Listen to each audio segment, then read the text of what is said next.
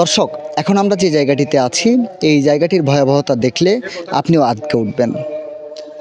আমি যেই জায়গাটিতে দাঁড়িয়ে আছি এর চেয়ে উঁচুতে প্রবাহিত হয়েছে পানি। এলাকাবাসী মনে করেছিল এটা একটি সমুদ্র, তারা হয়তো আর কখনোই বেঁচে ফিরবে না।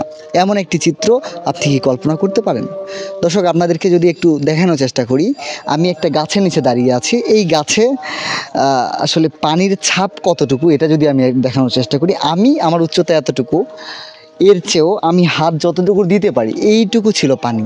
গাছের এই পর্যন্ত ছিল পানি। এই গাছটা যদি একটু দেখেন, এই গাছটাতেও দেখেন সেম। আমি মাইক্রোফোনটা যদি এখানে নিই, এই প্রায় এইটুকু পানি। অর্থাৎ একটা মানুষ যতটুকু উচ্চতার হইতে পারে তার চেয়েও বেশি উচ্চতায় পানি প্রবাহিত হয়েছে। মানুষজন তাদের নিত্য প্রয়োজনীয় জিনিসগুলো একটা পোটলাতে বেঁধে রেখেছিল, সেগুলোও কিন্তু পানির জলে ভেসে গিয়েছে।